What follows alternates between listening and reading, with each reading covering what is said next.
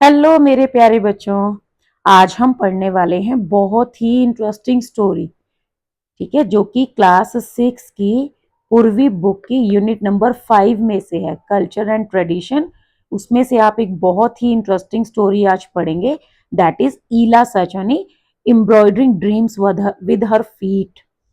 ठीक है, ईला जी की स्टोरी है जो कि सबके लिए बहुत ही इंस्पायरिंग रहने वाली है।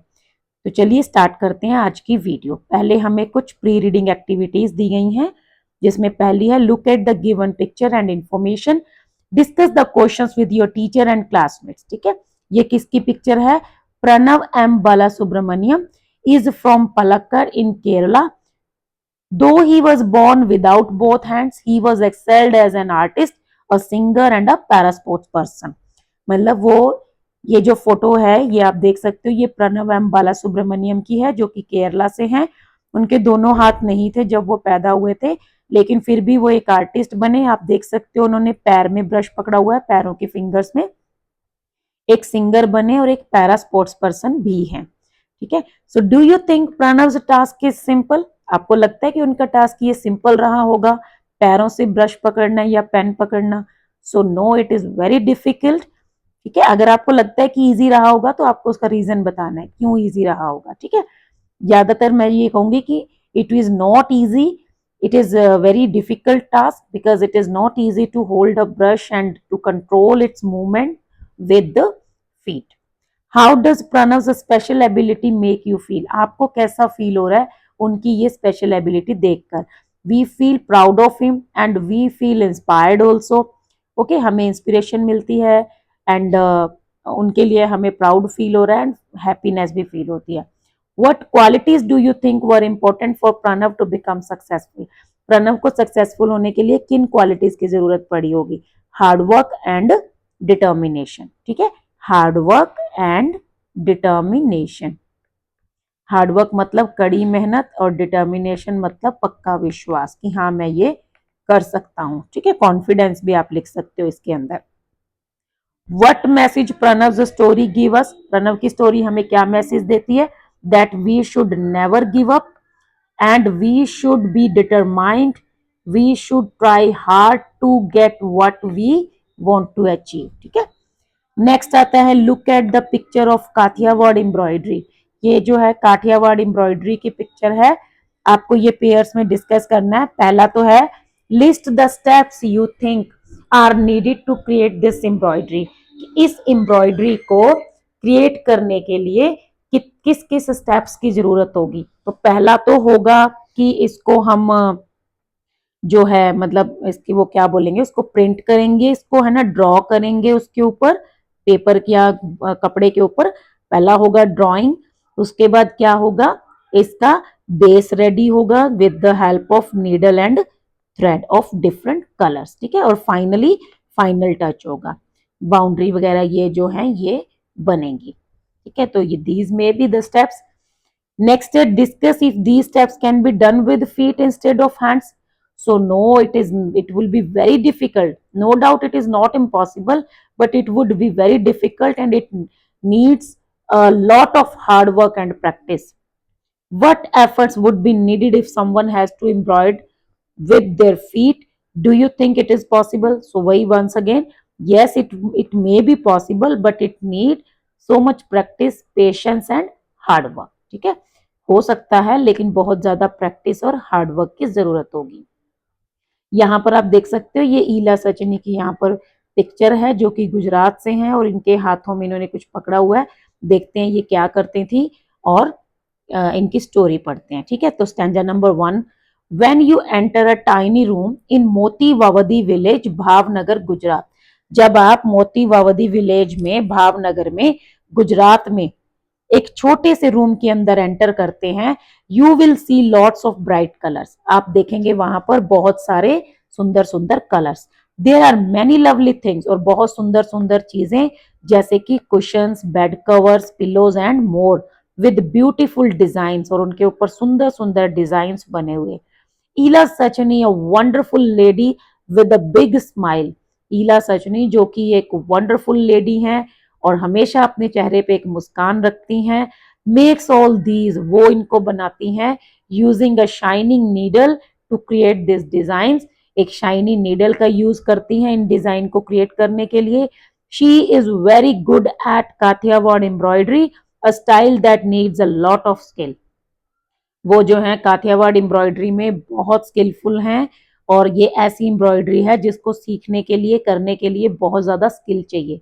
अब देखिए मुझे नहीं आती है, I have two hands but I don't know even the basics about this embroidery, right. लेकिन अब देखिए ईला सचनी जो कि एक स्पेशल थी, और उनको ये एम्ब्रॉयडरी बहुत अच्छे से आती थी। She was skilful in this. Ela Sachani's journey began in quiet settings of Amreli, Gujarat. उनकी जो जर्नी है वो बहुत ही पीसफुली स्टार्ट हुई थी, मतलब एक छोटे से गांव अमरेली में, गुजरात में, जहां कोई उन्हें ज्यादा जानता नहीं था।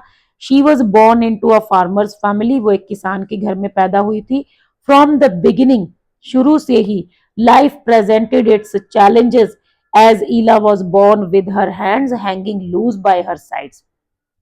मतलब स्टार्टिंग से ही उनकी जो लाइफ थी वो चैलेंजेस से भरी हुई थी। कैसे? मतलब उन्हें बहुत सारी डिफिकल्टीज फेस करनी पड़ी। क्यों? क्योंकि जब वो पैदा हुई थी तो उनके जो हाथ थे उनमें जान नहीं थी, वो सिर्फ उनके साइड्स में हैंग करते थे लूजली, मतलब लटकते थे, वो लाइफलेस थे, मतलब उनसे वो कोई काम नहीं कर सकती थी। Unlike other children she could not use her hands in the usual way. ठीक है, दूसरे बच्चों की तरह वो अपने हाथों को यूज नहीं कर सकती थी। While other small hands Drew figures in the sand, जब दूसरे जो छोटे छोटे बच्चे होते थे उनके हाथों से वो मिट्टी में कुछ फिगर्स बनाते थे। प्लक्ड वाइल्ड फ्लावर्स, जंगली फूलों को तोड़ते थे। शी वंडर्ड, वो उस टाइम पे काफी फील करती थी इस चीज को कि why should she could not join them, कि वो उनको ज्वाइन क्यों नहीं कर सकती। She too wanted to hold a chalk in her hands and draw figures on a slate, वो खुद अपने हाथ में चौक पकड़कर फिगर्स बनाना चाहती थी, स्लेट के ऊपर ड्राइंग करना चाहती थी। मतलब कि ये उनकी लाइफ का एक चैलेंज था जो कि उनके हाथों से रिलेटेड था, मतलब उनके हाथ काम नहीं करते थे। ईला's mother and grandmother encouraged the little girl and were single-minded to help her overcome her challenge। तो उसकी मदर और उसकी जो ग्रैंड मदर है वो हमेशा उस लड़की को एनकरेज करती थी, और उन्होंने अपना फोकस कर लिया था, मतलब उन्होंने अपना माइंड सेट कर लिया था कि वो उसकी हेल्प करेंगी इस चैलेंज को ओवरकम करने में, मतलब इस प्रॉब्लम से ऊपर उठने में। They were skilled in the traditional art of Kathiawar embroidery. उसकी मदर और उसकी जो ग्रैंड मदर थी वो ये एम्ब्रॉयडरी में काफी स्किलफुल थी, and decided to share this art with Ela. तो उन्होंने डिसाइड किया कि वो ईला को भी ये आर्ट सिखाएंगी। They taught her to create many beautiful patterns using her feet. देखो, अब अगर उसकी दादी माँ और उसकी माँ मदर उसको सपोर्ट ना करते तो वो शायद यहाँ तक कभी ना पहुंच पाती। तो उन्होंने फैसला किया कि वो उसको सिखाएंगी, और उन्होंने उसको बहुत सारे सुंदर सुंदर डिजाइन पैरों की हेल्प से बनाने सिखा दिए। It was certainly not an easy task, हालांकि ये इतना ईजी तो नहीं था, but Ela accepted the challenge with determination. लेकिन ईला ने अपनी स्ट्रॉन्ग विल पावर से इस चैलेंज को एक्सेप्ट किया। Her parents also help her to learn to do things with her legs like eating and combing her hair. उसके पेरेंट्स ने उसको छोटी छोटी डेली के काम जो हैं, जैसे कि खाना खाना, अपने बालों को कंघी करना पैरों से, वो सब भी सिखा दिया। Threading a needle was hard, needle होती है सुई, और थ्रेडिंग मतलब उसके अंदर धागा डालना।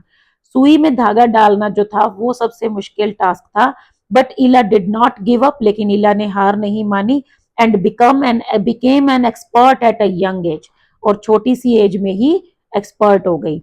हर younger brother and sister help her too, उसके भाई बहनों ने भी उसकी हेल्प की। शी लर्न मैनी स्टाइल्स, उन्हें बहुत सारे स्टाइल सीखे एम्ब्रॉयडरी के, even ones from outside Gujarat, कि ना कि सिर्फ गुजरात के बल्कि गुजरात से बाहर के भी स्टाइल सीखे, जैसे कि Kanchi, Kashmiri, Lucknowi and many others. For Ela embroidery became a way to express herself. Ela के लिए जो एम्ब्रॉयडरी थी वो अपने थॉट्स को, अपने व्यूज को एक्सप्रेस करने का एक जरिया बन गई थी। At first she crafted fine design only for her family and friends. सबसे पहले तो उसने अपनी फैमिली, अपने फ्रेंड्स के लिए सुंदर सुंदर डिजाइन बनाने स्टार्ट किए। Who were awestruck by her talent, जो कि काफी हैरान होते थे उसके टैलेंट को देखकर। They talked about those designs to others, उन्होंने उस डिजाइन्स के बारे में दूसरों को बताना शुरू किया, मतलब वो बात करते थे। Soon the people in the village, फिर धीरे धीरे गांव में उसको लोग जानने लगे।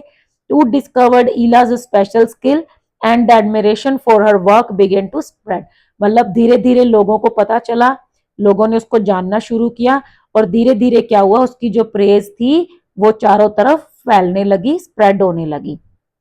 Word reach the government office, धीरे धीरे जो उसकी खबर है, उसकी जो मतलब उसके बारे में जो बातें थी वो कहाँ पहुंच गई, गवर्नमेंट ऑफिस इन सूरत, गुजरात में सूरत में जो गवर्नमेंट ऑफिस है वहां पहुंच गई। They were moved by Ela's story, वो काफी हैरान हुए ईला की स्टोरी को सुनकर। And impressed by her work, उसके वर्क से काफी इम्प्रेस हुए। They decided to display some samples of her embroidery at a state exhibition, उन्होंने डिसाइड किया कि ईला के बनाए हुए कुछ डिजाइन्स हम स्टेट एग्जीबिशन में डिस्प्ले करेंगे ताकि बाकी लोगों को भी इंस्पिरेशन मिले।